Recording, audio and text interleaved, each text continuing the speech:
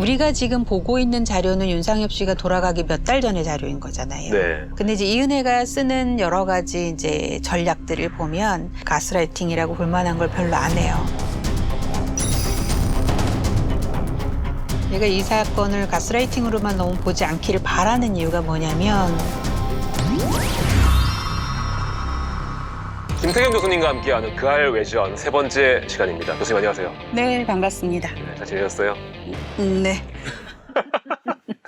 이번 시간에는 그 사건 속 인물들의 대화를 통해서 심리 분석하는 시간을 가져본다고 들었거든요. 네. 예, 오늘 준비하신 사건은 뭔가요?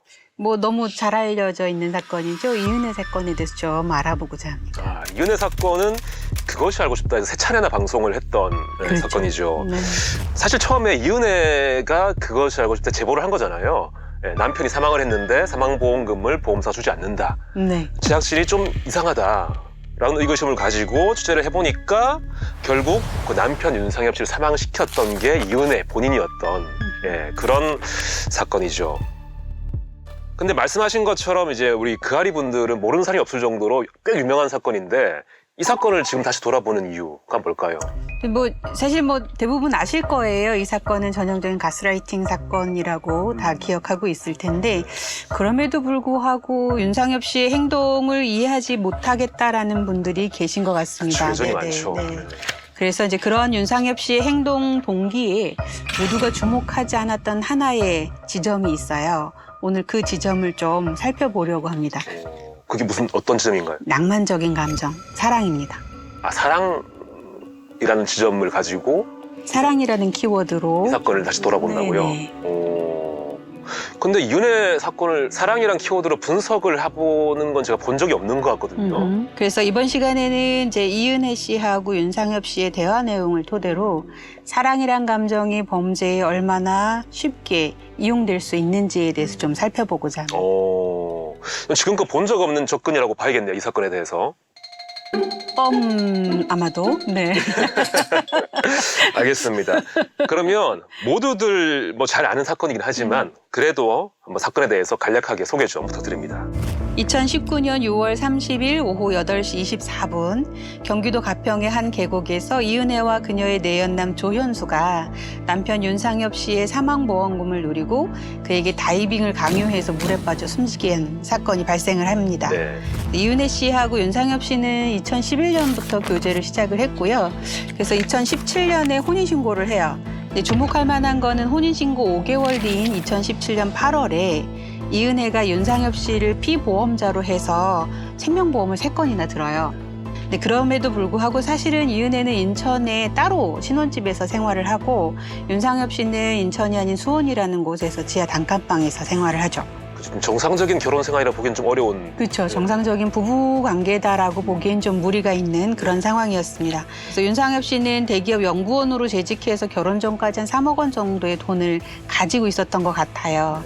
근데 이제 이은혜 씨하고 결혼한 이후에는 이 자산이 사실 어디로 갔는지 알 수가 없거든요. 흔적도 없이 사라진 상태였고 이후에도 3억 원 정도의 빚을 져서 재정난이 굉장히 심각했던 것으로 알려져 있습니다. 이런 것들은 이제 그가 사망한 뒤에 알려지기 시작하면서 공분을 사기 시작했죠. 네.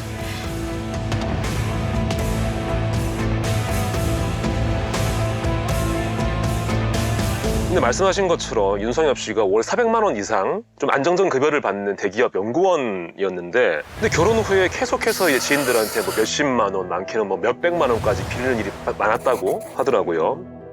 이 모든 게 이제 결혼 후에 이은혜에게 금전적 지원을 하느라 생긴 일이었던 거잖아요. 네, 네, 맞습니다. 예, 그래서 이런 좀 이해할 수 없는 이런 내용들 때문에 이 사건을 대표적인 가스라이팅 사건이라고들 부르는 것 같아요. 맞습니다. 네. 그러니까 가스라이팅의 핵심은 상대방의 정신을 지배하는 거예요.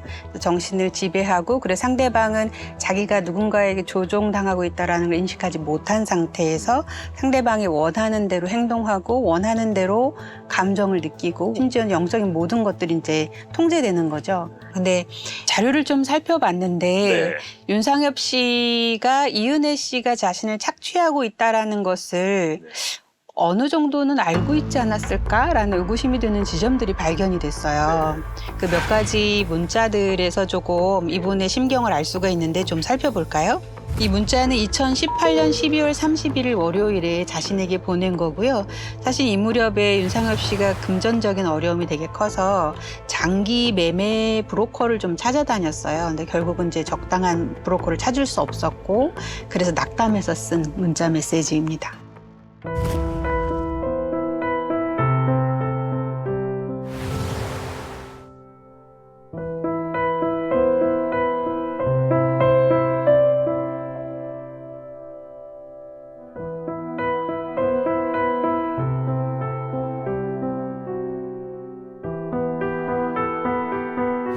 우울증 병력 있고 술 취해서 목매다른 보험금이 나온다.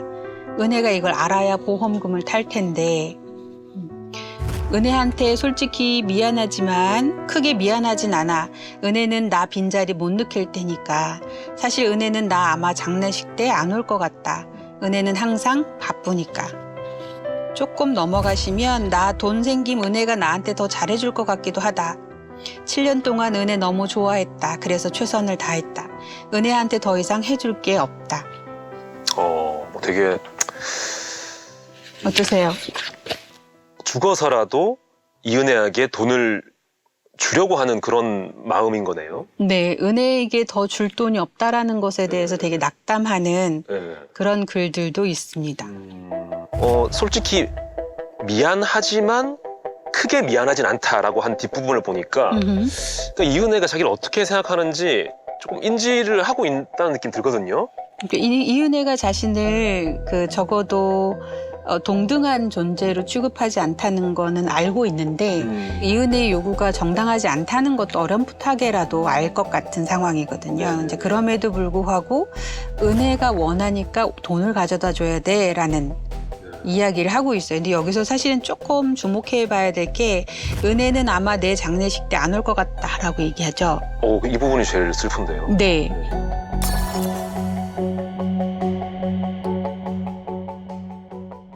근데 장례식에조차 오지 않는 배우자가 있나요?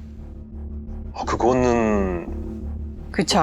불가능하죠. 정말 큰 일이 생기지 않는 한 그렇죠. 장례식에는 본인이 상주잖아요. 그렇죠. 근데 이분은 은혜가 오지 않을 거라고 예상하고 있는 거예요. 윤상엽 씨가 이분이랑 혼인신고를 했고 뭐 법적으로 부부라는 지위로 둘이 서로 이제 살았긴 하지만 적어도 윤상엽 씨가 심리적으로 이은혜와 자기가 동등한 부부 관계에 있다라고는 지각하지 않았던 것 같아요. 그런 것 같아요. 이런 생각을 할 정도면은 이 사람이 나를 배우자로 생각하지 않는 것 같다라고 느낀 것 같아요. 그건 명백하게. 그러니까 사실 이걸 보면서 저는 무슨 생각을 했냐면 윤상엽 씨가 우리가 흔히 생각하는 그 부부가 되기 위해서 이은혜랑 혼인신고하는 것에 동의했을까? 인 거예요. 그러니까 이은혜는 윤상엽 씨랑 혼인신고를 해서 본인이 얻을 이익은 사실 따로 있는 상태잖아요. 결과적으로 보면. 어쩌면 윤상엽 씨는 그 시점에 이미 이 관계가 정상적이지 않은 관계임을 알고 있으면서도 이은혜를 위해서 이은혜가 원하는 대로 행동한 건 아닐까라는 생각이 드는 거죠. 그랬을 수 있겠네요. 물론 가설이에요. 가설일 뿐이긴 한데 그러니까 이은혜에 대한 윤상엽 씨의 애틋한 감정 이런 것들을 조금 들여다보면 이 사건에 대한 이해가 좀 더 잘 되기 때문에 이제 살펴보고자 말씀을 드리는 건데. 네. 세뇌 당하는 경우에는 사실은 자기가 늪에 빠지는 걸 잘 몰라요. 근데 상엽 씨는 어느 정도는 늪에 빠지고 있다는 걸 굉장히 잘 알아요. 여기 보시면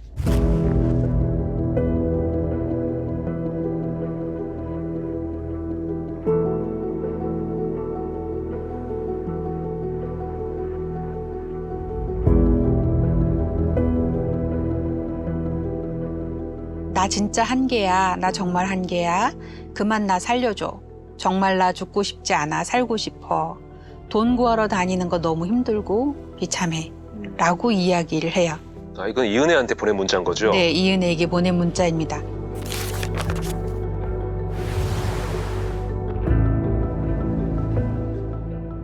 근데 이게 윤상엽 씨는 마음먹기에 따라서 이은혜와의 관계를 자기가 정리할 수 있다는 것도 사실은 알았거든요. 자기가 마음먹기에 따라서. 네, 이은혜가 덫을 놓기도 하고 위로하는 척을 하기도 해서 윤상엽 씨를 좀 회유하기는 하지만 윤상엽 씨가 본인 스스로 내가 마음먹으면 이은혜와 관계는 그만둘 수 있어라는 걸 알고 계셨어요. 여기 보시면 카톡 대화를 보시면 나 잘 모르겠어 은혜야. 나 진짜 열심히 살았었는데 그리고 은혜 열심히 좋아하고 사랑했고 정말 은혜 위해서 정말 노력했는데 지금은 잘 모르겠어. 은혜야 우리 그냥 헤어질까? 먼저 이렇게 헤어질까라고 얘기하기도 하네요. 이 윤상엽 씨가. 네, 질투심도 표현을 해요. 그래서 이제 이은혜가 친구와 찍은 사진을 이제 프로필 사진을 올린 모양이에요. 네. 근데 이제 본인하고 찍은 사진은 단 한 번도 올린 적이 없는 것에 대해서 아, 카톡 프로필에. 네네 윤상엽 씨가 이제 원망하는 마음 이런 거를 보냈는데요. 나랑 찍은 사진은 몇 년 동안 안 올리더니 그녀 사진은 올리네라고 이야기하죠. 그러면서 이제 원망하는 마음으로 그 사람하고 영원히 우정 변하지 마. 너는 절대 변하지 않아 라고 얘기하죠. 은혜는 절대 안 변해. 사진 하나만 올린 것만 봐도 느껴져 라고 이야기하죠. 그러면서 되게 서운함을 표현하는데 이거에 대한 이은혜의 답변이 더 놀라워요. 여기 보시면 어이없네. 사진 한 편 올렸다고 별소리를 다 듣네. 크크라고 하죠. 되게 아무렇지 않게 네. 받아들이네요. 그러니까 이은혜 입장에서는 이런 반응을 보이는 것조차도 어떤 면에서는 어이없어라고 하기도 하지만 주제넘는다고 생각했을 수도 있는 거죠.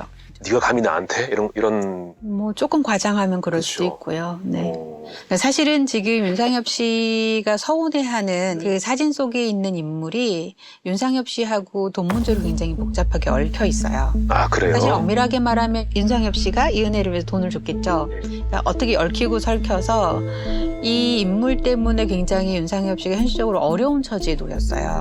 본인이 이렇게 어려운 상황에 처하게 만든 이제 장본인인데 원인 제공자인데 이은혜는 너무 즐겁게 그녀랑 노는 거죠. 아. 그리고 이제 그런 사람과 찍은 사진을 그렇게 올리는 것이 윤상엽 씨 입장에서 굉장히 화가 날 만한 일인 것 같아요. 그러니까 전혀 공감받지 못했다라고 느끼게 되지 않았을까 싶어요. 이 좀 문자 이 주고받은 걸 좀 보니까 보통 저희가 뭐 가스라이팅 사건을 많이 보다 보면은 일방적이잖아요. 완전히 복종을 좀 하고 일방적인 느낌인데 이런 발췌한 부분들을 보다 보니까 좀 꼭 그렇지만 않다? 그렇지는 않아요. 예. 라는 생각이 드네요. 되게 한쪽이 지배하고 명령하고 한쪽이 복종하고 순응하는 그런 패턴은 사실은 아니에요. 그러네요. 자기 감정을 다 표현하고 있네요. 그렇다면은 왜 윤상엽 씨는 이은혜에게 이용당했을까? 이게 궁금해지거든요. 그러게요. 그래서 만들어낸 저만의 가설이 그거예요. 사랑. 사실은 사랑이란 감정은 사람을 참 현실적으로 취약하게 만들어요. 그래서 범죄자들이 이 감정을 일부러 유발해서 상대방을 착취하기도 해요. 윤상엽 씨가 이은혜를 몹시 사랑했다라는 건 이들의 대화에서 너무 잘 드러나거든요, 사실은. 그래서 윤상엽 씨는 이은혜가 행복하기 위해서 돈을 필요로 하고 그러니까 나는 사랑하는 이은혜를 행복하게 만들기 위해서 돈을 줘야 되는 거예요. 없는 돈을 빌어다가라도 줘야 된다라고 생각했던 것 같아요. 그래서 최선을 다해서 돈을 만들러 다니죠. 이게 앞에 문자에서도 드러나듯이 되게 사회적 타격이 컸던 것 같아요. 이분께서 돌아가신 무렵에는 친구들조차도 연락을 안 받을 정도로 자존심을 다 내려놓을 정도로 이은혜를 위한 돈 찾기, 뭐 돈 빌리기에 이제 몰두를 하셨던 것 같습니다. 그래서 이은혜 씨에 대한 윤상엽 씨의 감정은 진심이었다. 지독한 사랑이 아니었을까 하는 거죠. 근데 그 지독한 사랑이라고 생각하면은 또 이해는 되는 게 연애를 하고 결혼을 할 때 뭐 그런 경우 있잖아요. 뭐 남자든 여자든 한쪽에서 내가 좀 뭐 충분히 돈이 좀 있어, 잘 벌어. 그러면은 뭐 몸만 와라. 그 정도 사랑하는 사람이 있으면 그 정도 내가 지원해주겠다. 또 되는 거잖아요. 그럴 수도 있죠. 그래서 그런 식으로 보면은 만약에 윤상엽 씨도 내가 어느 정도 월급을 좀 벌고 이 사람 내가 내 돈으로 먹여 살릴 수 있겠다. 사랑하니까. 그런 마음으로 뭐 연애하고 결혼했다 그러면은 뭐 그렇게 볼 수 있겠다 싶은 생각도 들어요. 이게 사실은 사랑의 감정은 죄가 없어요. 네, 사랑의 그렇죠. 감정은 죄가 없는데 그 감정을 이용해서 누군가를 착취하는 게 문제인 거죠. 그래서 이제 윤상엽 씨의 마음은 진심이었는데 이은혜의 마음은 진심이 아니었다는 거죠. 진심이 아니었던 것에서 끝났으면 좋은데 이은혜는 쾌락 추구형 인간이에요. 쾌락 추구요. 네, 그래서 그녀에게 사랑은 상대가 실용성이 있는지 여부에 따라서 결정되는 것 같아요.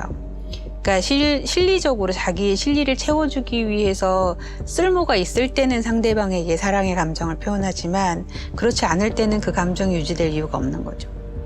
그러니까 이은혜에게는 윤상엽 씨의 애틋한 사랑의 감정이 이용해 먹을 되게 좋은 재료가 되는 거죠. 윤상엽 씨가 꽤나 좋은 표적이 아니었을까. 근데 우리가 지금 보고 있는 자료는 윤상엽 씨가 돌아가기 몇 달 전의 자료인 거잖아요. 네. 그래서 이들이 처음에 어떻게 관계가 맺어져서 어떤 절차를 통해서 윤상엽 씨가 이렇게 지독한 사랑이라고 우리가 얘기하는 그런 감정에 빠져들었는지는 알 수가 없어요. 그렇죠. 근데 이제 이은혜가 쓰는 여러 가지 이제 전략들을 보면 초반에는 로맨틱한 감정을 상대에게 유발하기 위해서 나름의 가스라이팅 전략을 썼을 수도 있어요. 아, 초반에는 가스라이팅 전략을. 네네. 근데 적어도 윤상엽 씨한테 우리가 살펴볼 수 있는 범주 내에서는 이은혜가 가스라이팅 전략을 많이 안 써요. 그게 가스라이팅 전략이냐 아니냐를 어떻게 구분할 수 있는 거죠? 그러니까 교묘하게 상대방을 기만하고 필요에 따라서는 위로하고 뭔가 공감하는 척하고 그리고 상대방의 생각과 감정을 조종을 해요. 그것도 굉장히 교활하게 많은 에너지를 써서 공을 들이거든요. 근데 이은혜는 되게 단도직입적이에요. 그렇더라고요. 네. 자기가 원하는 걸 분명하게 얘기하고 그거에 그럴듯한 핑계를 대지 않아요. 아주 노골적이에요. 그런 면에서 이 자료면 보면 이건 가스라이팅이라고 보기 어렵지 않을까라는 의구심이 들기도 하죠. 이 다음 차례요. 네. 거기 보면 여보세요? 얘기해. 오빠 지금 지금 줘야 되거든? 자동차? 아니 자동차가 아니라 200만 원? 내일 주면 안 될까? 안 될 것 같아. 지금 160만 원에서 이제 방세랑 냈어? 100만 원 남았는데 그러면? 냈다고? 내가 급한 거라 얘기했잖아. 오늘? 응. 오늘 없다니까? 왜? 그거 형한테 줬잖아. 아니 오빠 먼저 줘야 된다 했잖아. 원래 오늘 먼저 500 주기로 한 거잖아. 또 내 말 귀뚱으로 들었지? 이게 회유하거나 이러고자 하는 노력이 없어요. 되게 다그치네요. 그냥 어린아이 혼내키듯이. 네, 진짜로. 그래서 윤상엽 씨는 그럼에도 불구하고 현실적인 수준에서 계속 이야기를 해요. 근데 이은혜는 막무가내예요. 그러네요. 좀 이 사람을 구슬리거나 이런 게 전혀 없고 계속 단도직입적으로 돈 내놔라고. 네, 맞아요. 네. 맞아요. 돈 내놔예요. 그죠. 네, 그러고 있네요. 보통 왜 돈을 줘야 하는지를 좀 어르고 달래고 구슬려서 회유하는데 여긴 그게 없습니다.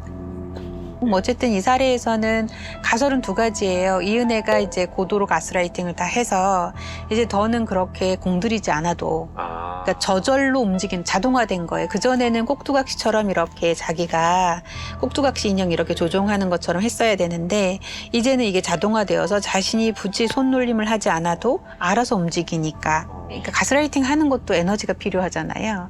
더 이상 그런 거를 할 필요성이 없다고 느꼈을 수도 있고 또 한편으로는 우리가 지금 오늘 얘기하는 것처럼 낭만적 사랑. 그래서 어떻게 해도 윤상엽은 자기를 떠나지 않을 거라고 믿고 있는 경우. 그러면 더 이상 가스라이팅을 할 필요성을 못 느낄 수도 있는 거죠. 그 가설대로라면은 이은혜가 그 두 사람 만남의 초반에는 윤상엽 씨가 좋아할 만한 어떤 면을 보였기 때문에 이은혜가 그랬을 가능성이 사랑에 높아요. 빠졌겠죠. 네. 네. 그러니까 이런 거예요. 이은혜를 주인공으로 놓고 이 사건을 보면 가스라이팅 사건이에요. 이은혜의 행위 양상은 가스라이팅으로 범직한 지점이 충분히 많이 있는데 윤상엽이라는 인물을 놓고 보면 가스라이팅만으로 충분히 설명되지 않는 지점이 있다는 거예요. 그래서 이은혜와 달리 윤상엽은 이은혜에 대한 어떤 애틋한 사랑의 감정, 진심 어린 사랑의 감정이 있지 않았을까라고 이제 가설을 자꾸 세우는 거죠. 이은혜와 윤상엽 씨의 관계를 좀 둘만의 대화를 통해서 좀 더 자세히 살펴보면 좋을 것 같은데요. 네. 먼저 이은혜와 윤상엽 씨 전화 통화를 보면 사실은 전부 다 돈 얘기예요. 네. 다른 얘기는 거의 없고요. 그래서 이때 돈 얘기를 하는 윤상엽 씨의 동기는 사랑. 동기이고 이은혜의 동기는 그냥 돈 자체인 거죠. 아니, 오빠 정말 근데 나 그만 만나고 싶어? 아니, 그런 건 아닌데. 내 힘들게 해서 미안해. 너무 돈이 없으니까 빚이 너무 많아. 저기 회사 빚도 너무 지금 얼마인지도 모르겠어. 오빠, 한 7, 8천 되는 것 같은데. 오빠. 응. 그 뭐냐, 나 내일 법원 거기 전화해서 법원 그 사람한테 물어보려고. 회사 대출도 껴서 신청한 사람 있냐고 안 돼. 회사 대출 물어보고, 아니 너무 물어보고, 아니 들어봐, 물어보고. 근데 이게 굉장히 맥락이 한 사람은 빚이 너무 많아서 너무 네. 힘들어라고 이야기하는데 한 사람은 불법 대출을 제한하는 상황인 거예요. 그래서 윤상엽은 어떻게든 이은혜에게 좀 하다못해 동정이라도 얻어보기 위해서 힘들다고 계속 이야기를 하고 이은혜가 이제 오빠 됐어 그만해라고 말해주면 이 돈을 구하러 다니는 이 고단한 삶이 끝날 거라고 기대한 것 같아요. 그래서 그런 이야기를 계속 하는데 이은혜는 끊임없이 돈을 위해서 이야기를 하죠. 이게 날짜를 보니까 그 아까 장기 매매에 대해 고민하던 때 한 일주일 전이거든요. 진짜 이 상황을 보니까 앞에 게 이어지는 게 이렇게 이제 개인 빚을 내고 회사 빚을 내고 이제 불법으로까지 이게 나오니까 정말 그 불법의 끝인 장기 매매까지 네. 생각을 하게 된 것 같네요. 네. 아이고 안타깝다. 너무 뻔뻔하죠. 예. 그래서 그냥 노골적으로 그냥 자기 동기를 숨길 생각도 안 해요. 그러니까요. 이렇게 해도 윤상엽 씨가 자기를 위해서 장기 밀매까지 고려할 정도로 돈을 마련해 줄 거라는 확실한 믿음이 있는 것 같아요. 그러니까 그러지 않고선 이렇게까지 못 네. 밀어붙일 것 같은데. 예. 그리고 윤상엽 씨가 다음은 이제 술김에 헤어질까라고 말한 것에 대한 대화가 있어요. 아 다음 볼 때인가요? 네네. 그래서 이은혜가 유일하게 공감을 표시한 대화이기도 한데요. 그러니까 놀러 갔다가 네. 그 이은혜가 굉장히 술이 취해서 왁자지껄하게 놀았던 것 같아요. 근데 그런 상황에서 이제 윤상엽 씨가 이제 헤어질까 뭐 이런 얘기 혼자 중얼거리듯이 했던 걸 제3자가 듣고 그 이야기를 이은혜한테 들려준 거예요. 이제 그걸 듣고 이은혜가 이제 윤상엽 씨랑 나눈 대화인데요. 그냥 여보가 너무 기분 좋아 보이더라. 되게 좋아하는 여자고 내가 정말 사랑하는 여잔데 갑자기 힘이 빠지더라고. 그래서 나도 모르게 입에서 그냥 은혜야 그만할까? 헤어질까? 그런 얘기가 나왔어. 나도 모르게. 미안해. 난 그럴 의미 아니야, 아니야. 오빠 이해해, 진짜. 내가 미안해, 정말. 근데 이은혜 왜 여기서 사과했을까요? 이 정말로 이 윤상엽 씨가 헤어지자고 할까봐 그랬던 거 아닐까요? 그럴 수도 있죠. 예. 그러니까 이은혜 입장에서는 굳이 술김에 한 얘기를 누군가 들어서 이은혜에게 얘기해줘도 굳이 와서 윤상엽 씨에게 이 얘기를 확인할 이유는 없거든요. 근데 정말로 나랑 헤어지고 싶어서 그런 이야기를 했는지에 대해서 물어요. 예. 그리고 윤상엽 씨가 미안하다, 실제로 이러저러 해서 이 말을 했다라고 얘기하니까 이은혜가 미안하다고 사과를 하죠. 네 마음을 충분히 이해해. 그러니까 어떤 면에서는 이은혜에게 아직 윤상엽 씨가 필요한 존재, 쓸모있는 존재였기 때문에 윤상엽 씨가 떠나는 걸 막기 위해서 했던 말일 수도 있어요. 그리고 이제 이 대화를 보면 자신은 뭐 다른 남성과 내연 관계를 지속적으로 유지해 온 것으로 보임에도 불구하고 윤상엽 씨 외도를 의심하고 이은혜가요? 있어요. 네네. 얘기 끝나고 만약에 오케이 떨어지면 나 바로 그냥 죽는다. 그리고 여자 있네. 에? 여자가 아니라 그 형 아들인데. 아, 정말? 믿어도 되지? 사진 보내. 지금? 아, 여보야, 그리고 은하님한테 사진 보내. 이때 대화 중에 여성의 목소리가 들렸던 것 같아요. 전화에서. 네네네. 사실은 윤상엽 씨와의 혼인관계에서 이은혜는 혼인관계 자체는 관심이 없거든요. 이건 객관적인 사실인 것 예. 같아요. 근데 그런 이은혜가 왜 윤상엽 씨의 외도를 의심했을까? 그러니까 이은혜한테 윤상엽 씨는 일종의 돈을 조달해주는 수단인 건데 네. 혹시라도 이 사람이 다른 여자를 만나게 되면 이 자기가 더 이상 이 사람한테 돈을 뽑아낼 수 없을 것 같은 그런 불안감? 그렇죠. 네. 거기에 이제 윤상엽 씨를 자기가 올가맬 수 있는 굉장히 중요한 게 낭만적 사랑이잖아요. 윤상엽 씨가 자기를 얼마나 사랑하는지 이은혜가 알아요. 네. 그렇기 때문에 그 감정이 식거나 사라지는 것에 대해서 이은혜가 두려워할 수도 있죠. 그래서 제3자와의 어떤 또 다른 낭만적 관계가 형성되는 것에 대해서 이은혜는 예의주시일 수밖에 없는 거죠. 그러니까 이 사람이 나를 얼마나 사랑하는지 잘 알고 있지만 그럼에도 경계를 하는 거네요. 식어버리면 안 되니까요. 근데 사실은 아주 조심스럽긴 한데 이은혜가 윤상엽 씨의 살해하고자 하는 이런 행위들을 꽤 오랫동안 해요.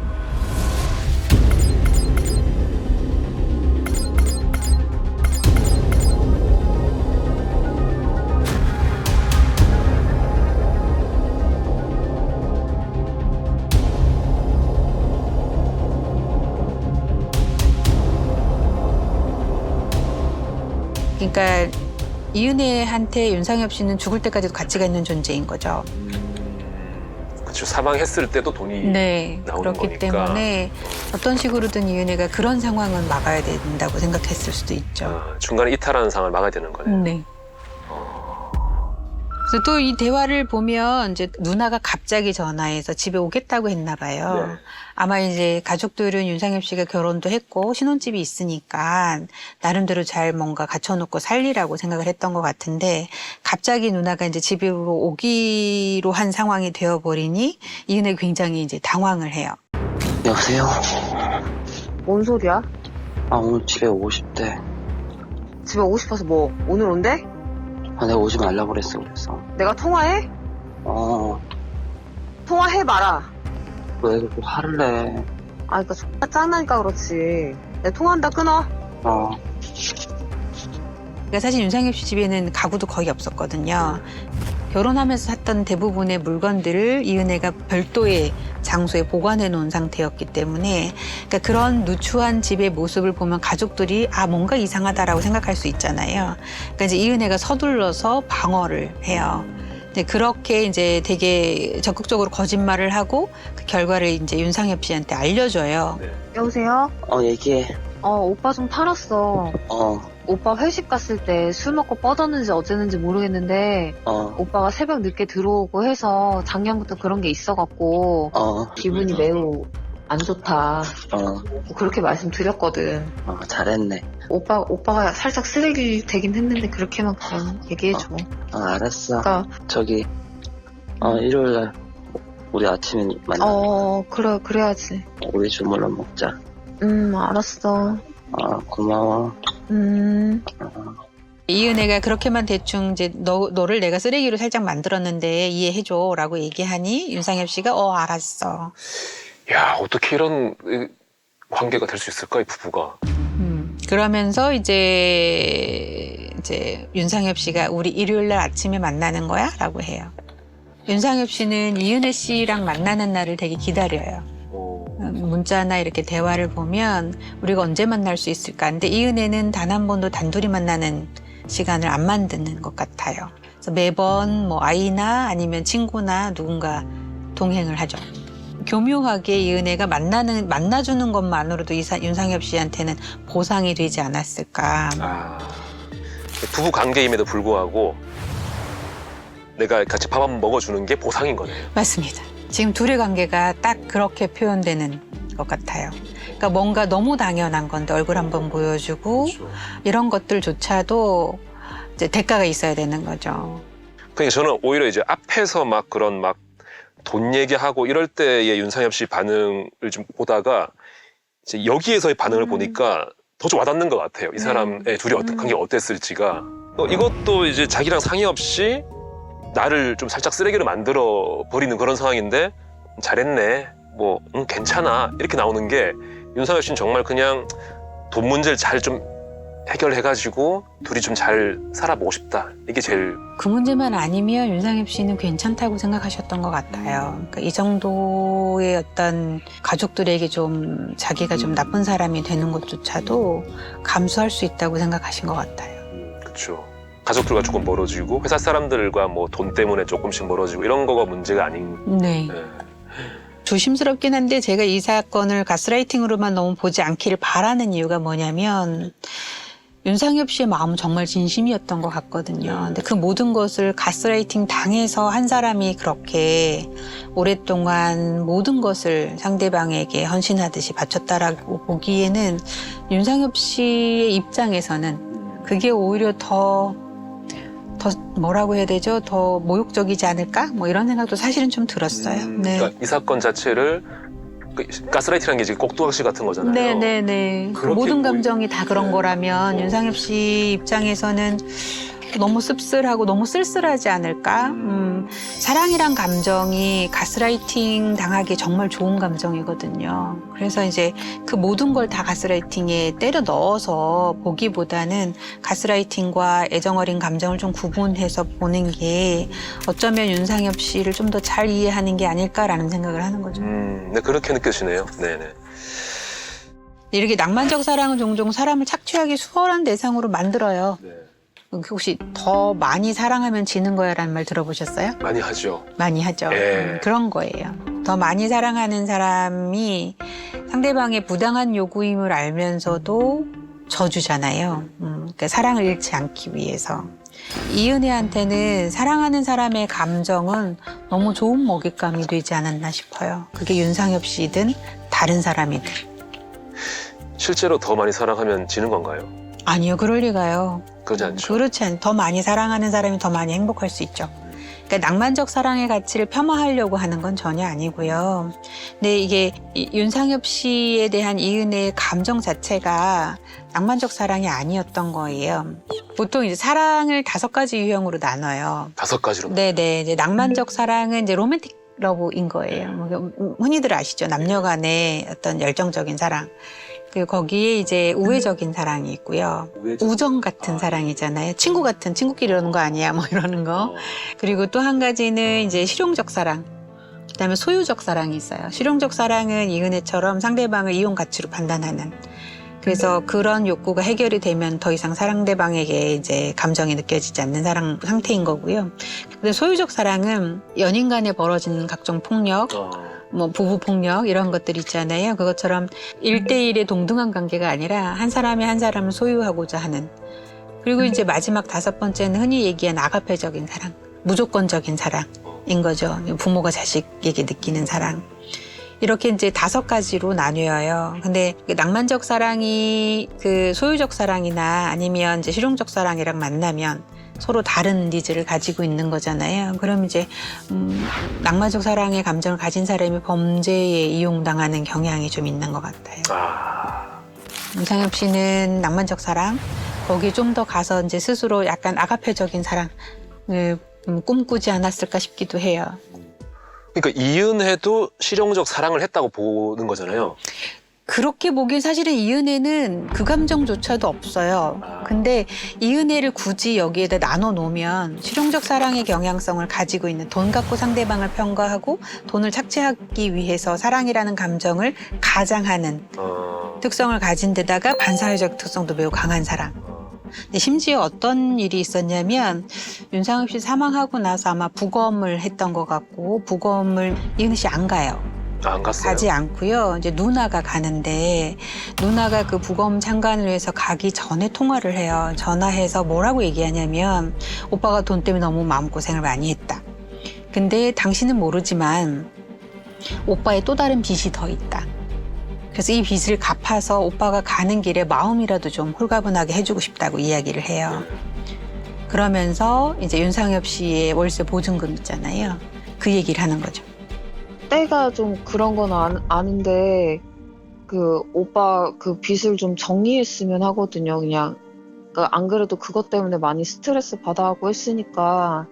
내가 그래서 그냥. 돈 해준 거는 그거 갚으라고 준 건데 그러고도 또 있어? 네, 그때도 제가 말씀드렸다시피 또 있어요. 거기 들어가기로 했을 때 맡긴 보증금 이런 거 있거든요. 일단 오빠가 그 전부터 계속 마음에 걸려 했으니까 그거는 그걸로 정리하려고요. 네, 이은혜가 어떤 사람인지 굉장히 잘 보여주는 장면인 거죠. 그 와중에도 자신의 돈, 그러니까 정체도 없는 빚 얘기를 하면서 상중이잖아요. 동생을 잃은 누나에게 접근해서 돈을 갈취하기 위한 전략을 전개하는 거죠. 그러니까 이 정도면 이은혜는 뭐 그냥 망설임 없이 반사회적 성격 장애가 아닐까 싶어요. 저는 사실 이 사건을 통해서 그 누군가의 지고지순한 사랑의 감정이 반사회적 특성을 가진 인물에게는 좋은 착취의 빌미가 될 수 있다. 네, 그 얘기를 좀 하고 싶었어요. 그래서 나아가서 피해자가 왜 그런 병적인 관계에서 왜 못 빠져나왔지라는 얘기를 정말 많이 하잖아요. 근데 피해자에게는 그게 그렇게 쉽지 않은 일일 수 있다라는 이야기를 좀 하고 싶었습니다. 윤상엽 씨도 좀 본인처럼 낭만적 사랑을 하는 그런 사람을 만났다면은 참 행복한 삶을 살았을 수도 있겠다라는 생각도 드네요. 달라졌겠죠. 이제 다만 조건이 있죠. 윤상엽 씨가 이은혜에게 품었던 그 낭만적 사랑의 감정이 자발적이었다면, 이은혜에 의해서 그것조차도 만들어진 거라면, 조작된 거라면 더 많이 슬플 것 같아요. 그러네요. 우린 다 사랑을 하잖아요. 그렇다면 우리가 이런 범죄의 희생양이 누구라도 되지 않으리라는 보장이 없는데 우리가 이런 범죄를 좀 당하지 않기 위해서는, 피하기 위해서는 어떤 게 좀 필요할까요? 낭만적 사랑에서는 경계 유지가 되게 중요해요. 경계가 유지되지 않으면 사실은 사랑이란 감정 자체가 너무 애틋하기 때문에 이용하기 정말 좋거든요. 남녀 간의 그 애틋한 감정들은 물론 뭐 좀 더 영적이고 뭐 고차원적인 감정인 건 분명하지만 아주 기본적인 차원에서 보면 호르몬의 농간이기도 하거든요. 농간? 네. 그래서 호르몬에 의해서 일어나는 감정, 열정적인 사랑, 패션이라고 우리가 흔히 얘기하는 그거고, 그 감정은 필연적으로 또 줄어들게 되어 있어요. 그래서 이제 상대방하고의 건강한 경계 유지를 하는 게 평소에 익숙해져 있는 게 되게 중요해요. 그래서 그 경계를 침범하면 아무리 낭만적인 감정이 있어도 나중에 굉장히 안 좋은 일이 벌어질 수 있기 때문에 거리를 두시는 게 좋습니다. 이번 시간에 그 사랑이라는 관점으로 이 사건을 다시 보니까 그 사람이 어떤 상황에 처했으며 어떤 마음이었을까, 어떤 걸 참아내면서 이렇게 했을까라는 것들이 느껴지다 보니까 좀 더 안타까워지는 그런 생각이 들었습니다. 네, 이게 사실은 벌써 벌어진 일에 대해서 이런저런 해석을 하는 건 언제나 조심스러운 것 같아요. 모르겠어요. 이제 윤상엽 씨가 우리가 이런 얘기를 하는 건 단지 가십거리로 하는 게 아니라 비슷한 사건이 재발되지 않게 하기 위해서, 그래서 이런 이야기를 하는 거라고 너그러이 이해해 주셨으면 좋겠다라는 생각을 하고 있습니다. 오늘 김태형 교수님과 함께한 그알 외전 이은혜 사건을 이제 낭만적 사랑이라는 관점으로 한번 얘기를 해봤고요. 다음 시간에는 또 어떤 사건을 어떤 관점으로 이야기될지도 기대됩니다. 다음 시간에 뵙겠습니다. 감사합니다. 고맙습니다.